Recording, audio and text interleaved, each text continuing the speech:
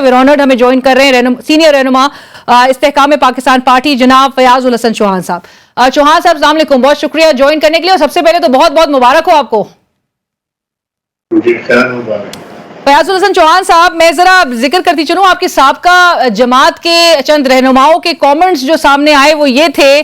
कि वो बड़े खुश हैं। वो कहते हैं कि ये कंपनी जो है वो नहीं चलेगी और आज उन्होंने बल्कि ये भी बात जिक्र की कि चेहरे इतने अफसुर्दा क्यों दिखाई दे रहे थे, मुस्कुराहटें नहीं थी आप लोग के चेहरों पे। बिस्मिल्लाहिर्रहमानिर्रहीम।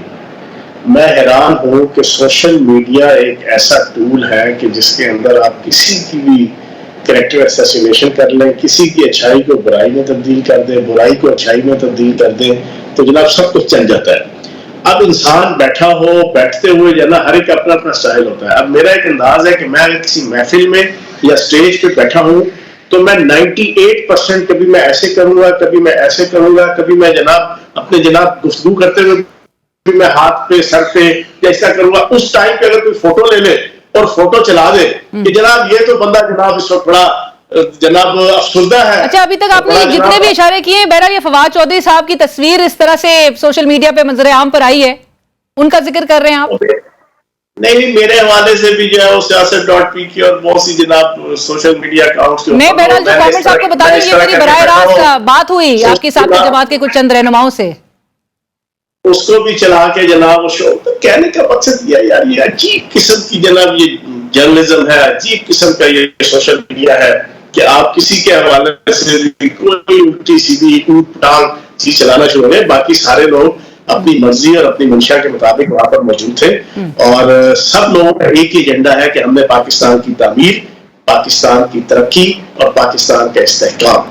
उसकी तरफ हमने गामजन होना है और अदम तशद्दुद की पॉलिसी रखनी है। ना किसी मुखालिफ पार्टी से टकराना है, ना अदलिया से टकराना है, ना फौज से टकराना है, ना रियासती अदालों से टकराना है और ना रियासत से टकराना है। हमने एक पॉजिटिव तरीके से पाकिस्तान को इकोनॉमिकल, सोशल, पॉलिटिकल स्टेबिलिटी देनी है। ये इस्तेहकाम पाकिस्तान पार्टी का ऑब्जेक्टिव है। राइट फयाज साहब, गुज़िश्ता रोज भी टॉप ब्रास की जानिब से जो फैसला किया गया है कि जो मास्टरमाइंड्स हैं, जो प्लानर्स हैं, उनके पीछे जाया जाएगा, उनको किसी कीमत में भी छोड़ा नहीं जाएगा और उनके गिर्द जो है वो कानून की गिरफ्त जो है वो मजबूत होगी। आपकी जो साबका जमात है उससे मुतालिक आपके प्रेस कॉन्फ्रेंसेस में भी आपने जिक्र किया कि जो प्लानिंग हो रही थी, आप उस जाहिर है आप उन मीटिंग्स में शरीक भी थे, आपने काफी बातों का जिक्र किया और आप उस वक्त खामोश रहे। तो एक तो सवाल ये बनता है कि आप उस वक्त आपने कुछ बोला क्यों नहीं? अच्छा, इस पे मैं अपनी प्रेस कॉन्फ्रेंस से लेके कोई 35-40 टॉक शोज में जनाब बता चुका हूं कि मैंने हमेशा इस इशू के ऊपर अपोज किया और मुझे उन मीटिंग्स के अंदर नहीं शामिल किया जाता था जिसमें ये प्लानिंग करनी होती थी। वो जूम मीटिंग तर्जमानों की होती थी, उसमें बोलने की इजाजत भी नहीं होती थी और बस वहां पे जनाब जो कुछ आपस में जनाब मीडिया के हवाले से डिस्कशन करनी होती थी वो एडवाइस दे दी जाती थी। ये जो प्लानिंग है ये हर डिस्ट्रिक्ट के 5 से 10 किचन कैबिनेट के मेंबर थे जनाब पार्टी हेड के। लाहौर के लहदा थे, पिंडी के लहदा थे, फैसलाबाद के लहदा थे, KPK के लहदा थे, कराची के लहदा थे, जो खास किस्म के उनके जाती जिसे कहते हैं ताबेदार किस्म के, पपट किस्म के जना जो MLA, MPA और सूबाई और डिस्ट्रिक्ट जनाब उहदेदार थे, उसमें हम नहीं आते थे और मैंने तो इनको कैटेगोरिकली लेकिन चौहान से कतल कलामी की माफी चौहान साहब, आप उन मीटिंग्स में शरीक नहीं थे कि जिसमें टॉप लीडरशिप की जानिब से ऐसे बयानात दिए गए हों कि जहां पर किन तंसीबात को निशाना बनाना है या किस GHQ का रुख करना है, आप उन मीटिंग्स में शामिल नहीं थे? देखो, मुझे तो बुलाते ही नहीं थे ना, कोर कमेटी की मीटिंग हो या डेली बेसिस पे मीटिंग। एक साल पूरा, एक साल आपने देखा कि बनी गाला खसूसन जमान पार्क में डेली 5 से लेके 10 मीटिंग्स की फुटेज जारी होती थी, वकीलों के साथ, सहाफियों के साथ, जनाब पार्टी की। उसमें कभी एक फोटो भी मेरी अगर आई हो साल में, एक पूरे एक साल में, पिछले जून से लेके इस 9 मई तक, तो आप मुझसे पूछ रहे कि यार क्यों आप तो वहां पे बैठे हुए थे। इन्होंने मुझे साइडलाइन किया था कि ये फौज का बंदा है, ये फौज के हक में बोलता है, ये फौज के हक में ट्वीट करता है, ये फौज के शोहदा के हक में ट्वीट करता है। और खान साहब ने जो इंटरव्यू के लिए 5 मिनट का मुझे टाइम दिया पूरे एक साल में, 5 मिनट की मुलाकात थी वो जनाब टिकट इंटरव्यू के लिए, उसमें भी मुझे गिला दिया कि तुम फौज बहुत करते हो, ये क्या वजह है? तो कहने का मकसद यह है कि मेरी जितनी हैसियत थी, जितनी मेरी एक्सेस थी, जितनी मेरी रीच थी, मुझे कोर कमेटी से भी निकाल दिया गया 1 साल पहले, तो जितनी थी उसमें मैं समझाता रहा इनको कि भाईजान ये ना करो, ये गलत काम है। और मैंने पार्टी लीडर्स को भी कहा, जब हम पहली दफा गिरफ्तार हुए तो जुल्फी बुखारी मेरे साथ थे जनाब शाहपुर जेल में, 8 दिन हम इकट्ठे रहे। मैं सुबह दोपहर शाम जुल्फी बुखारी को समझाता रहा कि जनाबे वाला जब आप यहां से निकलेंगे तो खान साहब को समझाइएगा कि खुदा का वास्ता है ये डर्टी हैरी और मीर जाफर और मीर सादिक और फौज के जनरलों को और फौज ISI की जनाब अरबाब बस्तो खुशाद को सुबह दोपहर शाम रगेदना छोड़ दे, अपनी तोपों का रुख जो है वो पॉलिटिकली PDM की तरफ रखे, अपनी सारी जिद्दों PDM की तरफ रखे। ये मैं जुल्फी बुखारी को समझाता रहा। क्या कहा था आगे फयाज साहब, जुल्फी बुखारी साहब का रिस्पांस क्या था इस पे? वो इसको ऑन करते थे। हम 6 बंदे अंदर थे, जनाब सदाकत अब्बासी MNA था, जुल्फी बुखारी थे, 4 MPA थे और सारे मेरी इस बात को मानते थे। मैंने समझाता था यार ये आप अंदर बैठे हैं, तसल्ली से डिस्कशन हो रही है, जुल्फी भाई आपकी सबसे ज्यादा जनाब इमरान खान से कुर्बत है, तो खुदा का वास्ता है खान साहब को निकलने के बाद ये एडवाइस दे कि ये स्ट्रेटजी, ये पॉलिसी छोड़ दे। फिर अपने ऑडियो मैसेज के जरिए से पार्टी के बाकी लीडर्स को भी, लेकिन पैरल खान साहब का अपना एक मिजाज और तबीयत थी, काम, गुस्सा, नफरत, इंतकाम और कुछ इंडिजीनियस फैक्टर, कुछ एक्सीजीनियस फैक्टर सारे गालिब आए हुए थे उनके ऊपर। राइट, बट फवाद साहब आपने एक प्रेस कॉन्फ्रेंस में ये भी जिक्र किया कि खान साहब अगर एक लगाते थे तो उनको उकसाने वाले काफी थे और वो 4 आगे की और लगा रहे होते थे, जिनमें आपने बराह रास्त नाम लिया फवाद चौधरी साहब का, श्री मजारी साहिबा का। आज फवाद चौधरी साहब भी उसी जमात का हिस्सा है जिसका आप हैं। चलो फवाद चौधरी साहब को जनाब एहसास हो गया होगा ना, अब उन्होंने पार्टी छोड़ दी है, उन्हें एहसास हो गया कि यार वो पहले के जो मामला थे वो ठीक नहीं थे, तो चलो अब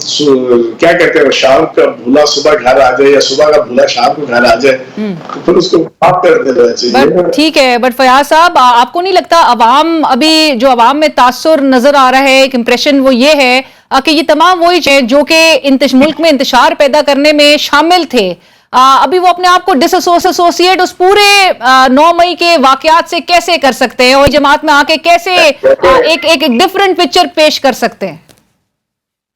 देखिए, जहां तक तो बाकियों की बात है, ना मैं उनका दावेदार हूं ना उनका स्पोक्स पर्सन, मैं तो अपनी बात करूंगा। अल्लाह पाक के करम से डंके की चोट पे 1 मई और 6 मई का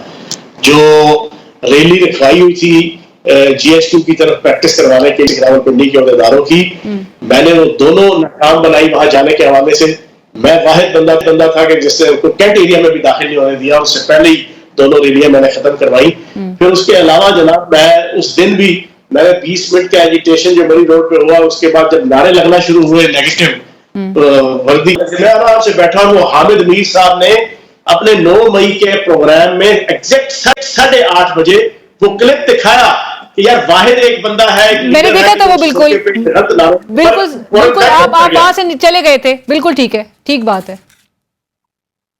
तो हमने तो अपना हक अदा किया, लेकिन जो लोग हल्लाशेरी करते थे, जो लोग वहां गए, अब वो उमर तनवीर भट्ट है, वासिक कयूम है, वो राजिद दनियाल है, सदाकत अब्बासी है, ये वो लोग थे कि जो GHQ गए, वहां जाके उन्होंने नेगेटिव रोल प्ले किया, वो डायरेक्ट पार्टी लीडर की इंस्ट्रक्शन के ऊपर उनसे राब्ते में थे।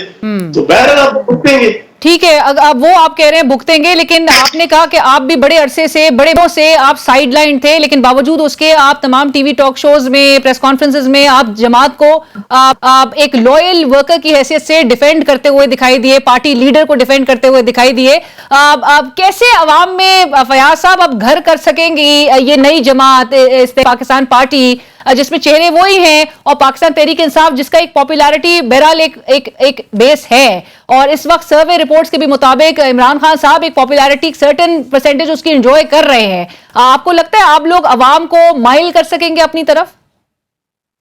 देखिए, अवाम के सामने है 9 मई का इवेंट, और उस 9 मई के इवेंट की वजह से जो पाकिस्तान की बदनामी और पाकिस्तान के अंदर जो हजारों खानदान इस वक्त तबाह हुए हैं, जिनकी माएं, बहनें और बेटियां, जवान और बच्चे इस वक्त जनाब जेलों में हैं, और पार्टी सारी डेटोरेट हो गई। ये फयाज चौहान ने या जहांगीर तरीन साहब ने या किसी दूसरे ने जनाब ये पॉलिसी नहीं बनाई थी, ये पार्टी के लीडर की बनाई हुई पॉलिसी थी, जिसकी वजह से आज पार्टी बिल्कुल तबाह बर्बाद हो गई। तो अब हम एक नए सिरे से उन तमाम सियासतदानों को कि जिन्होंने इस मुल्क की खिदमत की है, जिनके अंदर सलाहियत है, जो मुल्क की खिदमत करना चाहते हैं, जो 2 खानदानों की सियासत से हटके पाकिस्तान की आवाम की नुमाइंदगी करना चाहते हैं, उनको साथ लेकर हम जनाब कोशिश करेंगे और इंशाल्लाह अल्लाह से उम्मीद है कि अल्लाह पाक जनाब बेहतरी करेगा। पर फयाज साहब, जरदारी साहब कह रहे हैं कि जब वो तभी इलेक्शन होंगे। कहीं ऐसा तो नहीं पीपल्स पार्टी के साथ कोई इत्तेहाद देखने में आए इस्तेहकाम पाकिस्तान पार्टी का कि पंजाब में आप हो और बाकी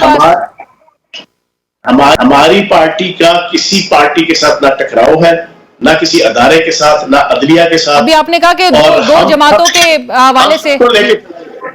हम सबको लेके चलेंगे और पाकिस्तान के फलाह बहबूद और सलामती की जो इश्यूज हैं उस पर हर पार्टी के साथ बैठ के हम जनाब कॉपरेशन भी करेंगे और मुल्क को इस दलदल से निकालेंगे जो मुआशी और माशरती और सियासी तौर पर जिस दलदल में ये मुल्क फंस चुका है, उससे निकालेंगे।